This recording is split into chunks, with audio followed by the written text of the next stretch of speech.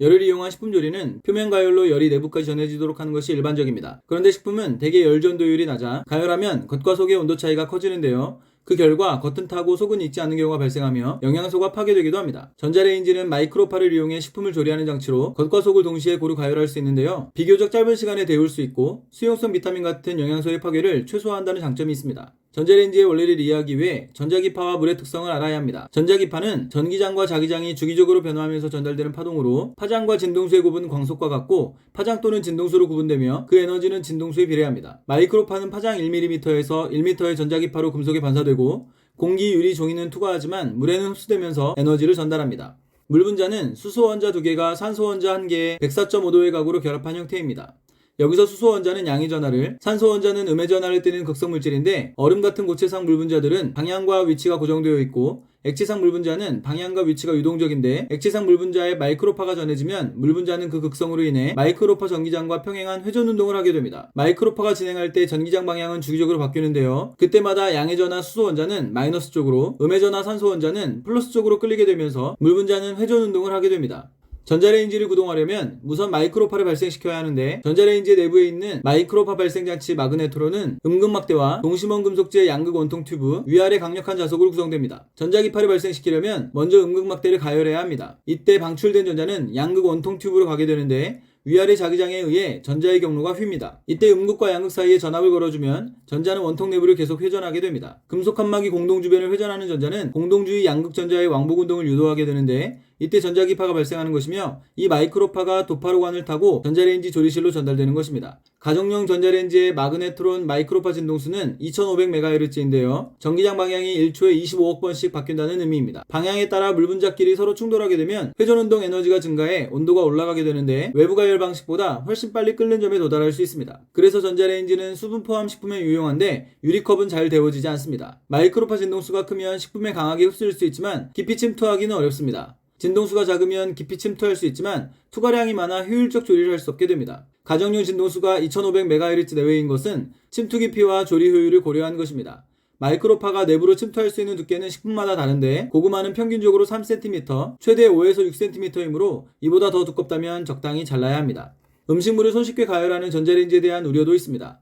마이크로파가 인체에 해로운 영향을 줄 위험이 있다는 것인데요. 보통 전자기파가 자신의 파장보다 50분의 1 정도 작은 구멍을 통과하는 것은 거의 불가능합니다. 마이크로파의 파장은 광속에서 진동수를 나눈 값인데 대략 12cm입니다. 그래서 전자레인지 앞유리에 12cm의 50분의 1보다 작은 지름 약 0.2cm의 구멍이 촘촘한 금속 그물은 전자레인지의 내부 작용을 거의 차단시킵니다. 마이크로파는 금속 조리실 내부에서 반사되고 앞유리의 금속 그물에 반사되어 대부분 다시 안으로 들어갑니다. 이처럼 앞유리 금속 그물은 인체에 부정적 영향을 상당히 줄여줍니다. 열로 식품을 조리할 때는 표면 가열로 열이 내부까지 전해지도록 합니다. 그런데 식품은 대개 열 전도율이 낮아 가열하면 겉과 속의 온도 차이로 겉만 타고 익지 않는 경우가 발생하며 영양소가 파괴되기도 합니다. 전자레인지는 마이크로파 식품 조리 장치로 겉과 속을 동시에 가열할 수 있는데요. 짧은 시간 조리와 영양소의 파괴 최소화라는 장점이 있습니다. 전자레인지 원리는 전자기파와 물의 특성을 알아야 합니다.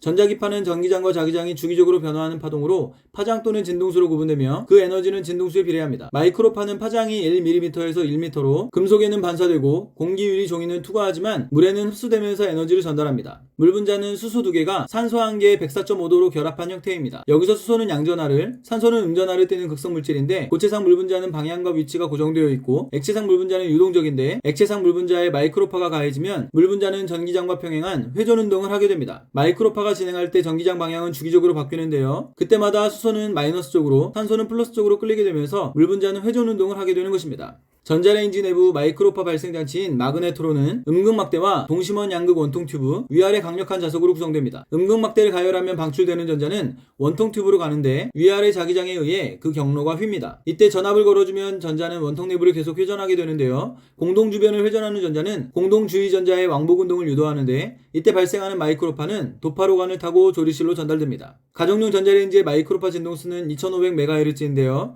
전기장 방향이 1초에 25억 번 바뀐다는 의미입니다. 점입니다. 그러면 물 분자끼리 서로 충돌해 온도가 올라가게 되고 이를 통해 훨씬 빨리 끓는 점에 도달할 수 있습니다. 그래서 전자레인지는 수분 포함 식품에 유용합니다. 마이크로파 진동수가 크면 식품에 강하게 흡수되지만 깊이 침투하기는 어렵습니다. 진동수가 작으면 투과량이 많아 효율적이지 않습니다. 가정용 진동수가 2500MHz 내외인 것은 침투 깊이와 조리 효율을 고려한 것입니다. 마이크로파의 내부 침투 두께는 식품마다 다른데 고구마는 평균적으로 3cm, 최대 5에서 6cm입니다. 전자레인지에 대한 우려, 즉 마이크로파는 인체에 해로운 영향을 줄 위험이 있는데요. 보통 전자기파는 자신의 파장보다 50분의 1 정도의 구멍을 통과할 수 없습니다. 마이크로파 파장은 대략 12cm인데요. 그래서 전자레인지의 앞유리에 지름 약 0.2cm의 구멍으로 촘촘한 금속 그물은 전자레인지 내부작용을 거의 차단시킵니다. 마이크로파는 조리실 내부에서 반사되고 앞유리 금속 그물에 반사되어 대부분 다시 들어갑니다. 금속 그물은 인체에 부정적 영향을 줄여줍니다. 열을 이용한 조리는 표면 가열 방식인데요. 식품은 대개 열 지원도율이 낮아 겉만 타고 익지 않는 경우가 많으며 영양소가 파괴되기도 합니다.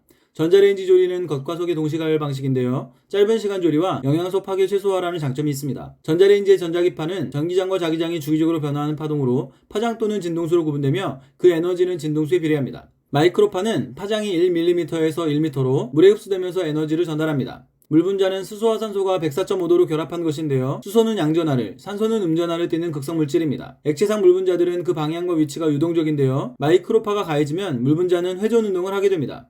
마이크로파가 진행할 때 전기장 방향은 주기적으로 바뀌는데요. 그때마다 물 분자는 회전 운동을 하게 되는 것입니다. 전자레인지 내부에 있는 마그네트론은 음극막대와 양극 원통 튜브, 자석으로 구성됩니다. 음극막대를 가열하면 방출되는 전자는 원통 튜브로 가는데 위아래의 자기장에 의해 그 경로가 휩니다. 이때 전압을 걸어주면 전자는 원통 내부를 계속 회전하게 되고 공동주의 전자의 왕복 운동을 유도하는데 이때 발생하는 마이크로파가 조리실로 전달되는 것입니다. 가정용 전자레인지의 마이크로파 진동수는 2500MHz인데요. 1초에 25억 번 바뀐다는 의미입니다. 그러면 물 분자끼리 서로 충돌해 굉장히 빨리 끓는 점에 도달할 수 있습니다. 그래서 전자레인지는 수분 포함 식품에 유용합니다. 가정용 마이크로파의 진동수가 2500MHz 내외인 것은 침투 깊이와 조리 효율을 고려한 것인데요. 마이크로파가 침투할 수 있는 두께는 식품마다 다르기 때문입니다. 전자레인지 마이크로파는 인체에 위험할 수 있는데요. 그래서 앞유리에 지름 약 0.2cm의 구멍 금속 그물로 내부작용을 거의 차단시킵니다. 그러면 마이크로파는 대부분 다시 안으로 들어가게 되며 인체의 부정적 영향을 상당히 줄여줍니다. 리디노미네이션은 디노미네이션에 다시를 뜻하는 리를 붙여 만든 단어입니다. 이미 쓰이고 있는 화폐 액면가를 다시 설정하는 것,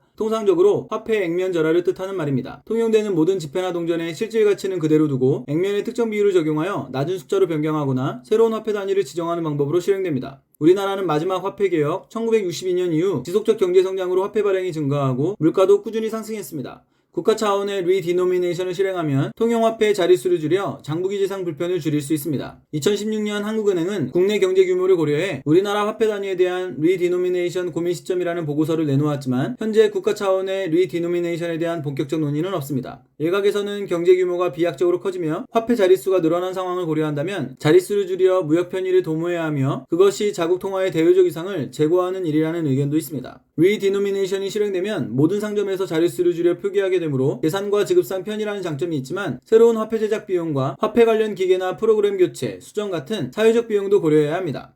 리디노미네이션이 실행되면 화폐의 자릿수 감소로 인플레이션을 유발한다는 우려가 있습니다. 원화 단위를 그대로 유지하는 1000분의 1 리디노미네이션이 실행된다면 상인은 기존 19,000원짜리를 19원이 아니라 20원으로 올려서 판매할 가능성이 큽니다. 실행 전 1000원과 실행 후 1원의 가치가 같더라도 소비자는 1원의 인상에 대해 관대한 입장을 보일 것으로 예상되기 때문입니다. 같은 방식으로 야기되는 물가 상승으로 인한 불안이 지속된다면 화폐 가치에 대한 불확실성이 확대되어 부동산 같은 실물자산 수요를 높이게 될 것입니다. 국가 차원의 리디노미네이션 도입과는 별개로 일부 소매점에서 리디노미네이션 표기가 자발적으로 쓰이는 경우가 있습니다. 만원을 1000대 1의 비율로 조정하여 10.0으로 표기하는 것인데요. 상품의 실제 경제적 가치에 영향을 미치는 것은 아니지만 표시 방식의 변화로 구매 결정 과정에서 소비자 심리 효과를 극대화하는 목적에서 비롯된 것입니다. 이중정보 처리 이론은 구매 과정에서 가격 제시 형태가 소비자의 정보 처리 방식에 영향을 미칠 수 있다고 봅니다. 이중정보 처리 이론의 인간의 사고체계 구분에서 빠른 직관은 무의식 직관에 의해 작동하는 기제로서 본능적이거나 숙달된 업무 처리에 적합하며 자동적이고 즉각적인 반응에 따라 인지적 부담을 줄이며 정보를 처리합니다. 이때 처리 과정을 의식적으로 통제하는 것은 어려운 반면 느린 이성은 의식 이성에 의해 작동하는 사고체계로 심사숙고하여 비중 있는 일을 처리할 때 작동합니다. 인간의 정보 처리 능력에는 한계가 있으므로 빠른 직관과 느린 이성의 협응을 통해 의사결정을 효율적으로 하고자 합니다. 일상적 사건의 처리와 단기적 예측에 효과적인 빠른 직관은 느린 이성의 필요를 최소화합니다. 전체적 인지 과정의 수고를 줄이고 효율적 처리를 도모하는 것입니다. 빠른 직관의 사고체계에서 인간은 종종 부정확한 판단에 그 예측이 어긋나기도 합니다. 느린 이성은 인지적 노력이 요구되는 작업에서 의미 있는 역할을 하고 긴 시간 정보를 처리, 판단해 오류를 최소화한다는 장점이 있습니다. 이중 정보 처리 이론은 반응 속도 차이로 인해 일상 속 인간이 빠른 직관을 주로 활성화하고 느린 이성의 개입을 줄이려 한다고 설명합니다. 시간의 제약이나 복잡한 계산과 같은 어려운 상황에서 그러한 경향은 강화되는데요. 심리학자 애플리와 길로비츠는 여행지의 사람들이 정확한 환율 계산을 통해 구매를 결정하기보다는 액면가를 확인하고 불완전한 어림짐작으로 구매를 결정하는 경향이 있다는 연구 결과를 발표했습니다. 리디노미네이션은 쓰이고 있는 화폐 액면가를 다시 설정하는 것. 통상적으로 액면절하를 뜻하는 말로 모든 지폐나 동전의 실질 가치는 그대로 두고 액면을 낮은 숫자로 변경하거나 새로운 화폐 단위를 지정하는 것입니다. 우리나라는 1962년 이후 지속적인 경제 성장으로 화폐 발행이 증가하고 물가도 꾸준히 상승했는데요. 리디노미네이션을 실행하면 화폐 자릿수를 줄여 장부상 불편을 줄일 수 있습니다. 2016년 한국은행에서는 경제 규모를 고려해 리디노미네이션 고민 시점이라는 보고서를 내놓았지만 현재 본격적 논의는 없습니다. 일각에서는 경제 규모가 커지며 화폐 자릿수가 늘어난 상황을 고려할 때 자릿수를 줄여 무역 편의를 도모해야 하며 그것이 통화의 위상을 제고하는 일이라는 의견도 있습니다. 리디노미네이션으로 모든 상점에서 자릿수를 줄여 표기하면 계산과 지급상 편의라는 장점이 있지만 화폐 제작 비용과 관련 기계나 프로그램의 교체, 수정 같은 사회적 비용도 고려해야 합니다. 리디노미네이션이 실행되면 자릿수 감소로 인한 인플레이션 우려가 있습니다. 원화 단위를 유지하는 1000분의 1 리디노미네이션이 실행된다면 상인은 기존 19,000원짜리를 20원으로 올려서 판매할 수 있습니다. 1000원과 1원의 가치가 같더라도 소비자는 1원의 인상에 대해 관대할 것이라 예상되기 때문입니다. 같은 방식으로 물가 상승이 지속된다면 화폐 가치에 대한 불확실성이 확대되어 실물 자산의 수요를 높일 것입니다. 리디노미네이션과는 별개로 일부 소매점의 리디노미네이션 표기는 만원을 1000대1의 비율로 조정해 10.0으로 표기되는데요. 상품의 실제 가치에 영향을 주는 건 아니지만 표시 방식의 변화로 소비자 심리 효과를 극대화하려는 목적에서 비롯된 것입니다. 이중정보 처리 이론은 가격 제시 형태가 소비자의 정보 처리에 영향을 미칠 수 있다고 봅니다. 이중정보 처리 이론의 사고체계 구분에서 빠른 직관은 무의식 직관에 의해 작동하는 것으로 본능적이거나 숙달된 업무의 처리에 적합하며 자동적이고 즉각적인 반응으로 인지부담을 줄이며 정보를 처리하는데요. 이를 의식적으로 통제하는 것은 어려운 반면 느린 이성은 의식 이성을 통해 심사숙고하여 비중 있는 일을 처리합니다. 인간은 정보 처리 능력에 한계가 있어 직관과 이성의 협응을 통해 의사결정을 합니다. 일상적 사건의 처리와 예측에 효과적인 직관은 이성의 필요를 최소화하는데요. 인지과정의 수고를 줄이고 정보의 효율적 처리를 도모하는 것입니다. 빠른 직관의 사고체계에서 인간은 종종 부정확한 판단에 그 예측이 어긋나기도 합니다. 느린 이성은 인지적 노력을 요구하는 작업에서 긴 시간 정보를 처리해 오류를 최소화합니다. 이중정보 처리 이론은 반응 속도의 차이로 인해 인간이 직관을 주로 활성화하고 이성의 개입을 줄이려 한다고 설명합니다. 시간 제약이나 복잡한 계산 상황에서 그런 경향은 강화되는데요. 심리학자 애플리와 길로비츠는 여행지의 사람들이 환율을 계산하기보다는 어림짐작으로 구매를 결정하는 경향이 있다고 말합니다. 리디노미네이션은 화폐 액면가를 절하하는 것으로 실질 가치는 그대로 두고 액면만 낮은 숫자로 변경하거나 새로운 화폐 단위를 지정하는 것입니다. 우리나라는 1962년 이후 지속적인 경제 성장으로 화폐 발행이 증가하고 물가도 꾸준히 상승했는데요. 리디노미네이션을 실행하면 화폐 자릿수를 줄여 불편을 줄일 수 있습니다. 2016년 한국은행에서는 리디노미네이션 고민 시점이라는 보고서를 내놓았지만 현재 본격적 논의는 없습니다. 일각에서는 국가 경제 규모를 고려할 때 자릿수를 줄여 편의를 도모해야 하며 그것이 통화의 위상을 제고하는 일이라는 의견을 내놓기도 합니다. 리디노미네이션은 계산과 지급상의 편의라는 장점이 있지만 화폐 제작 비용이나 사회적 비용도 고려해야 합니다. 리디노미네이션 자릿수 감소에 의한 인플레이션 우려도 있습니다. 단위를 유지하는 1000분의 1 리디노미네이션의 상인은 19,000원짜리를 20원으로 올려서 판매할 수도 있는데요. 소비자는 1원의 인상에 대해 관대할 것이기 때문입니다. 같은 방식으로 물가 상승이 지속된다면 불확실성이 확대되어 실물 자산의 수요를 높일 것입니다. 이와는 별개로 일부 소매점은 리디노미네이션 표기로 만원을 10.0으로 표기하는데요. 표시 방식 변화가 소비자 심리 효과를 극대화한다고 보는 것입니다. 이중정보 처리 이론은 가격 제시 형태가 소비자의 정보 처리에 영향을 미칠 수 있다고 설명합니다. 이중정보 처리 이론의 사고체계 구분에서 빠른 직관은 무의식 직관에 의해 작동하는 것으로 본능적이거나 숙달된 업무 처리에 적합하며 즉각적인 반응에 따라 정보를 처리합니다. 반면 느린 이성은 의식 이성에 의해 작동하는 것으로 심사숙고하여 이를 처리합니다. 인간은 정보 처리 능력에 한계가 있어 직관과 이성의 협응을 통해 의사결정을 합니다. 일상적 사건의 처리에 효과적인 직관은 이성의 필요를 최소화하는데요. 직관적 사고체계 내에서 인간은 종종 부정확한 판단을 하기도 합니다. 느린 이성은 긴 시간 정보를 처리해 오류를 최소화합니다. 이중정보 처리 이론은 인간이 직관을 주로 활성화하고 이성의 개입을 줄이려 한다고 설명합니다. 시간 제약이나 복잡한 계산 상황에서 그런 경향은 강화되는데요. 심리학자 애플리와 길로비츠는 여행지의 사람들이 어림짐작으로 구매를 결정한다고 말합니다.